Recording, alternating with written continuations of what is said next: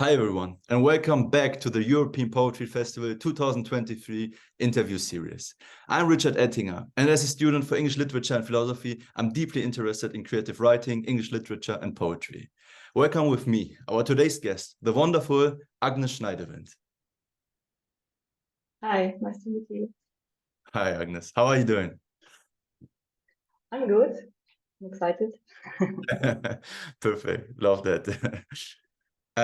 Yeah, some words about Agnes. Agnes' work with dance, text, and visual media is based on somatic movement and dream practices, as well as craniosacral therapy. She explores drawing and writing as performance tools, seeking collective work processes and the unconscious as poetic and responding environments. She co-creates experimental formats and performances. Her most recent performance, through which they have wandered, premiered at Brut, Vienna in 2022. Agnes took part twice in this year's European Poetry Festival. And we have some questions for her. So, Agnes, just to have some fun, do you have a current book that you can't put down right now? Yeah, actually I have several, but then there's one that is really accompanying me for quite some time now. And I keep on reading parts of it, which is Piranesi from Susanna Clark. I don't know if you know it. I encountered it in the end of last year, and it's about a being, like a person who's wandering around in a house that is a labyrinth, that is a complete other world. Yeah, it's really somehow there's no other humans, or just one or two other humans, but the world is incredibly alive, and he describes how the whole world is somehow responding and how he navigates and records this way through the labyrinth. Interesting. Yeah. How does reading reflect on your work? Do you have a lot of inspiration when you read a book during your work time? Yeah, I think I do get a lot of inspiration from books. Yeah, I think it's really a part of also just reflecting and understanding what I'm busy with, or they're companions in a way. I feel like also they lie around through my bed, and and somehow I have the feeling the words really are becoming part of me then. Yeah. Interesting. Yeah. Very intimate relationship with literature, I guess. Yes, I think so. I think also with words in general, and with books, with words, and also words of others, but then also how like a very intimate relationship to my own words, I would say. Yeah, coming to a very interesting question, I guess. Talking about your poems. I mean, you've been twice at the European Poetry Festival this year, and the first evening was the Catalanian evening, right? And you did perform a poem with Martina O'Shea, and you and Martina, you were exchanging dreams in that poem. Can you tell us a little bit about that? So when Martina and me, we met online, we didn't know each other, but we immediately knew we both are super interested in our dreams, and then we just started to share kind of daily our night dreams written down, and so it became very fast, very intimate, because through the dreams you get to know a kind of other side of this person, and we didn't share anything else, just the dreams. And then what we decided to do with the dreams was that I would take Martina's dreams and write a poem out of her dreams for her as a gift. And then she would take my dreams and write the poem out of my words, actually, from the dreams, as a gift to me.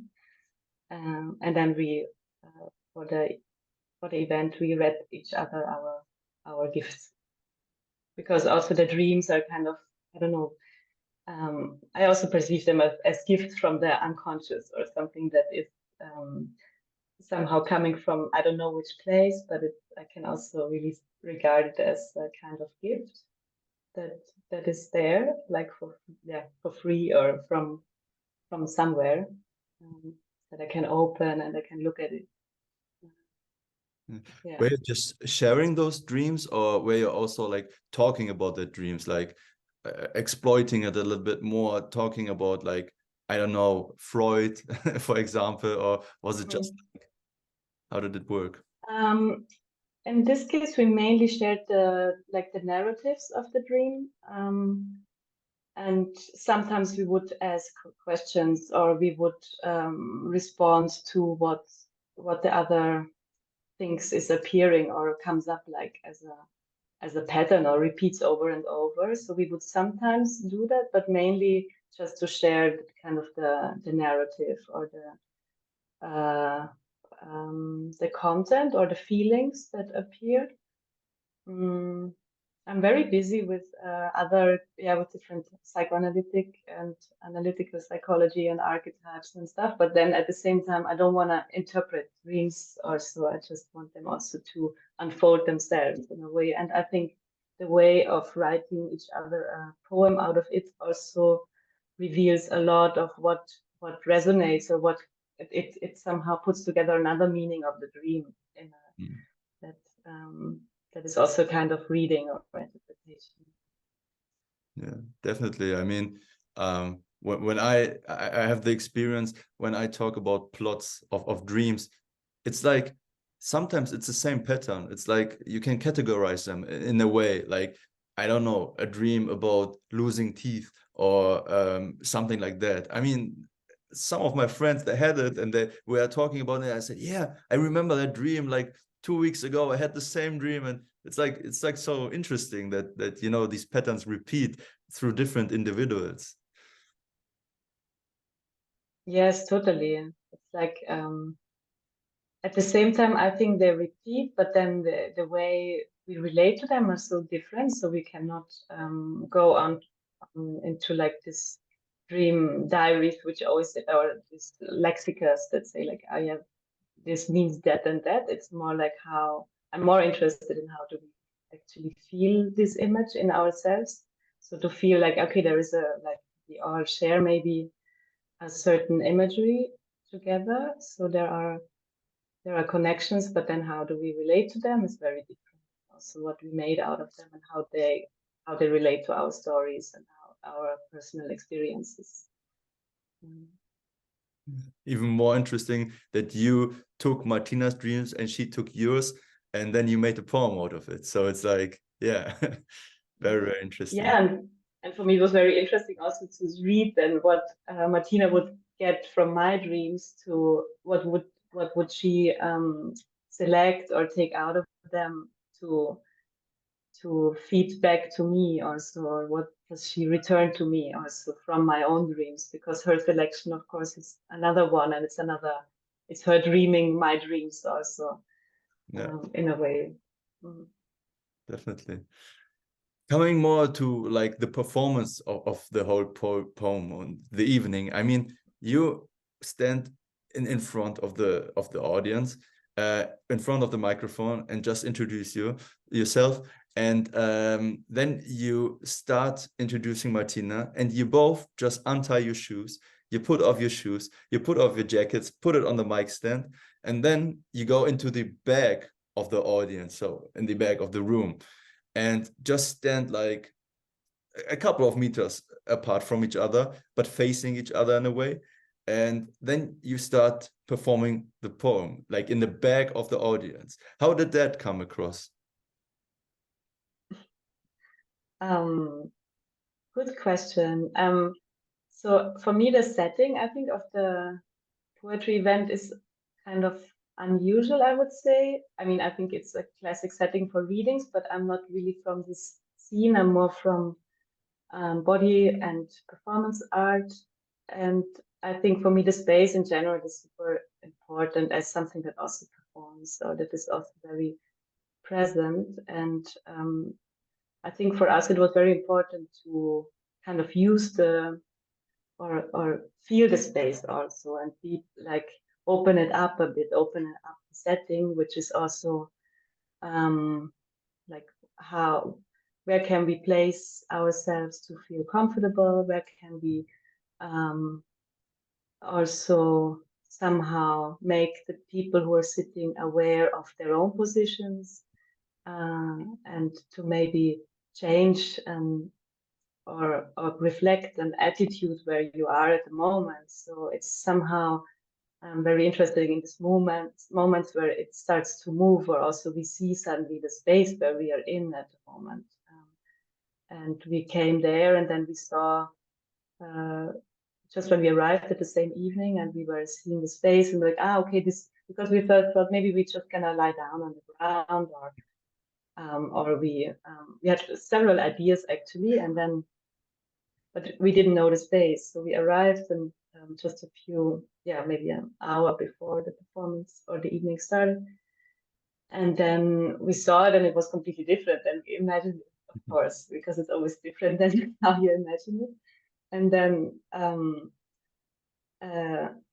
we thought what we planned, I don't know exactly now anymore what it was, but then we thought like we cannot really do it. So we thought maybe we just, and then suddenly the technician came and put on this colorful lights, and I'm highly attracted to colorful light in general, I think. And then I thought like, but then this is somehow the setting. So they make it, but the light was from the beginning somehow outside of the whole stage. So we thought, but then we make it part of the stage, because it's so beautiful and it's there. So how can we place ourselves there?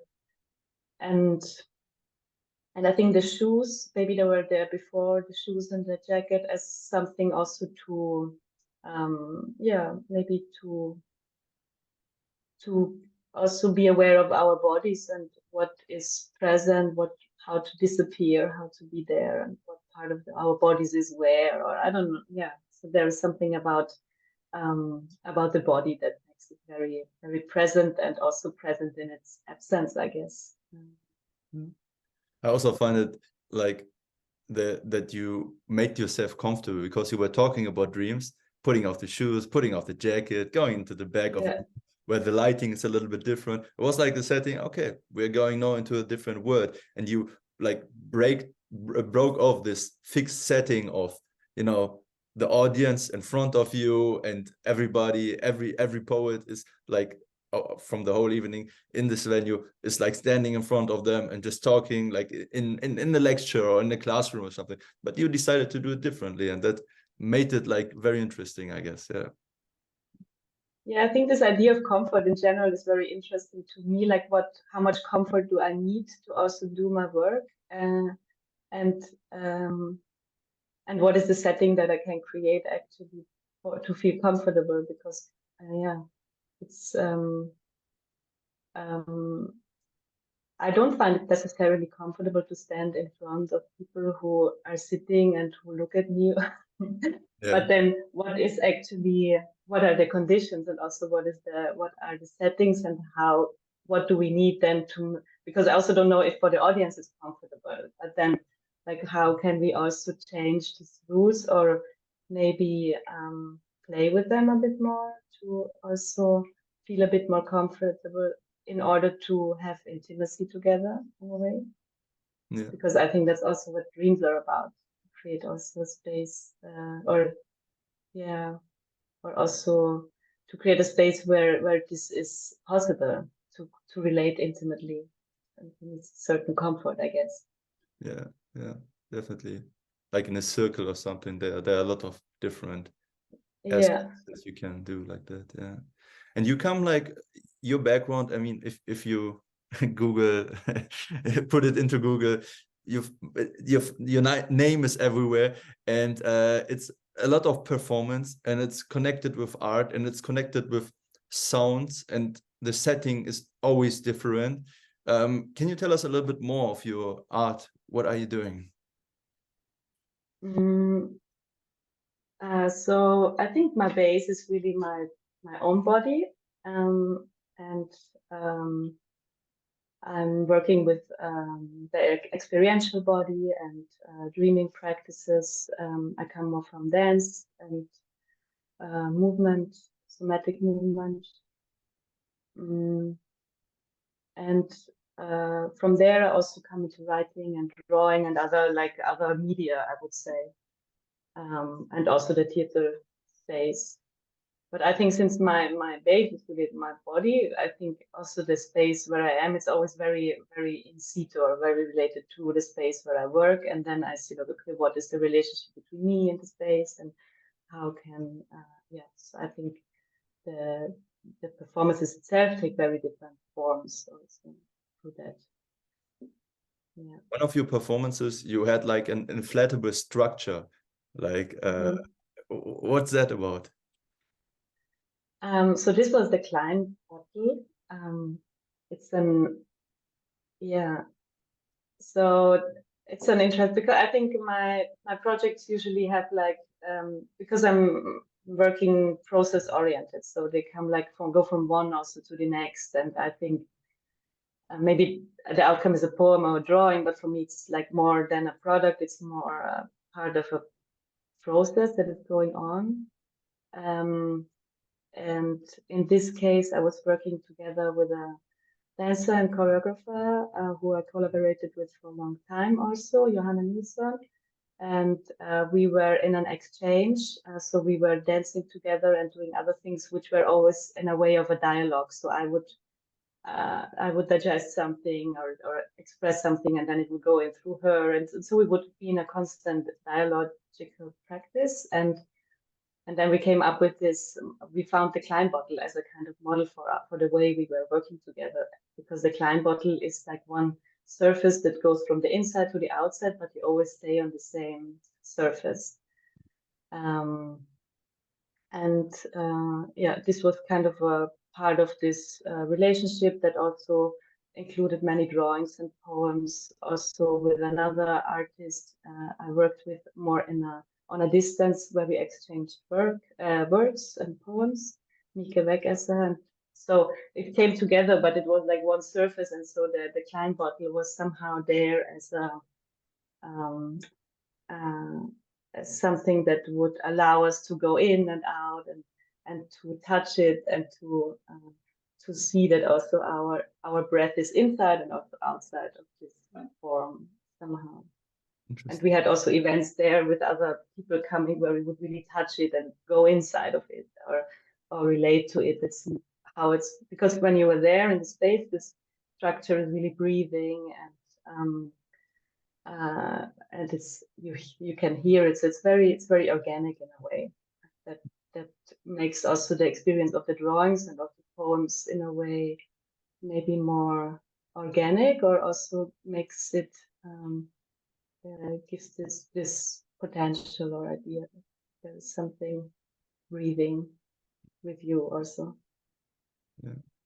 And if anyone of the viewers now is interested in watching that performance, where can you find that on the internet? This one, I think there are in the internet, there are mainly pictures from these events. It was an exhibition that was for I think a month in 2020, and so there are mainly images on my website. On coming to the other evening that you did, it was the Austrian evening, and you did a poem together with Stephen Emerson. Can you tell us a little bit more about that? Yeah, so Stephen and I think we shared also some curiosity and interest in this idea of erasing and disappearing.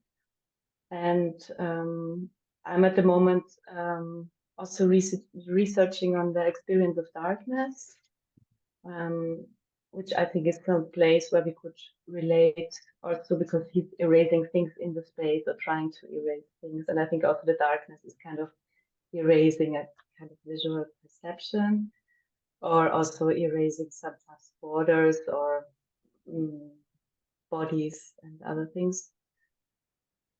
And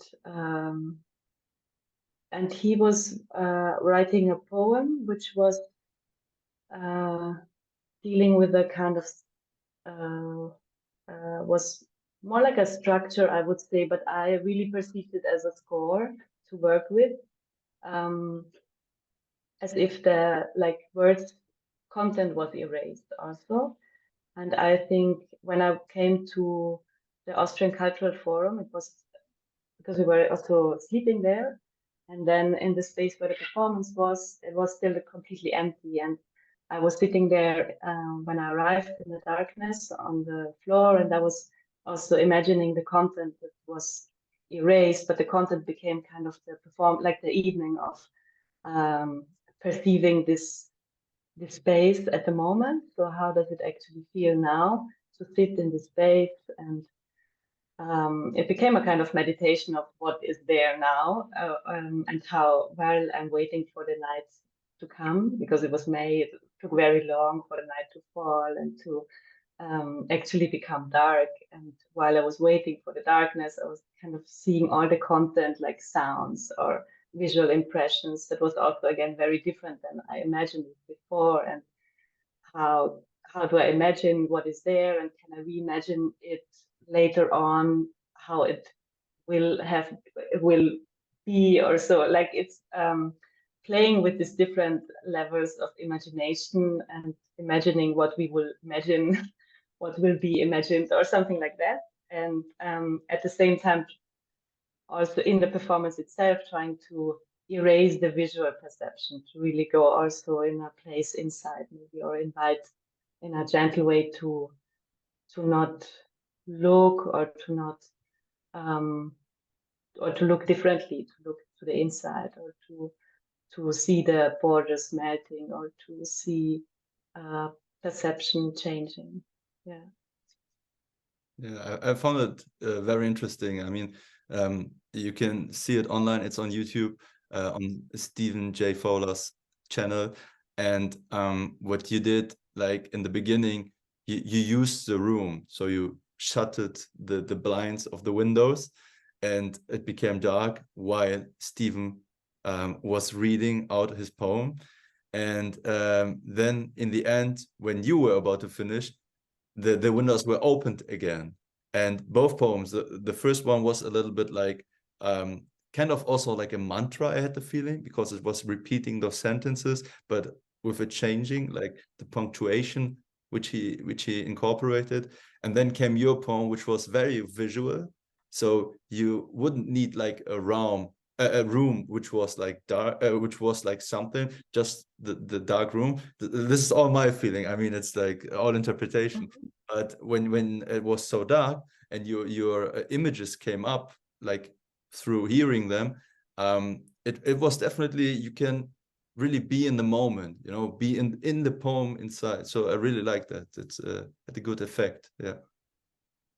Nice. Yeah, thank you. That was somehow also the idea. Also, when I saw the space to and there's this amazing salon with this great shut, I don't know how you call them, but this window shut devices, and curtains also. So I was playing a bit with that. I think I felt just also very inspired by this classic salon, and then this possibility of really making it dark. Yeah. Very interesting. One more question. Are you only writing in English, or you used also different languages? I think I'm writing a lot in English, because also I think my working language is a lot in English, and it happened in a way also to find it as a tool also to write in English. But I'm also now, since I moved back to Vienna a few years ago, I'm starting to write more in German. So again, Okay. which is a very nice experience also. What is the difference there for you? I mean, for me, it's not easy to write in English, but it comes more natural than even German, which is my mother tongue. So how does it work with you? Yeah, I have this also somehow, this feeling like actually maybe in somehow the incapabilities also in English allow me some freedom in a way as well. German is much more, I think I have another way of relating to German in general, and it's another place in my body that I also activate them. And I've read this beautiful book from Kim de l'Horizon, who writes also about this experience of writing in another language as a kind of place where the eyes of your ancestors are not looking at. So like, so you have another kind of freedom in there of writing in a place that you actually opened up for yourself. And I find that very beautiful. I can really relate to it as something, another kind of playground. Yeah. Very interesting. Yeah, I mean, to have something that is like, yeah, completely disconnected to what you, I mean, when we're talking about ancestors, they're long gone, or some of them, like the parents might be there still, but it's like a constant something like not pressure, but it's like a direction that is still somehow there. And if you do it in a more international context, or in a context that is not related to your ancestry, it can change something. That's true. Yeah, it's very, very, yeah. Coming to the next question. Sorry, I interrupted you. No, it's fine. Let's do one more question. What advice would you give to poets from a non-English speaking background who want to make it in the English speaking language, in the English speaking world, as poets, as people who write books, novels, short stories, whatever? What could you say to them?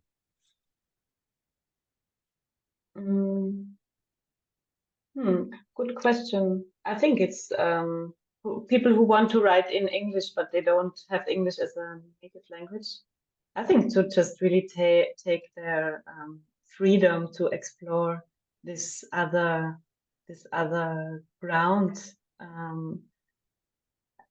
And I think that it can be very beautiful to see how the somehow the lack of knowledge of another language can, and their own language can somehow shimmer through this other language at the end. So it also is enriching, I think, both sides, really the foreign language, but also their own language, and the melting of two like different realms or something like that. So the only advice probably is like just go for it.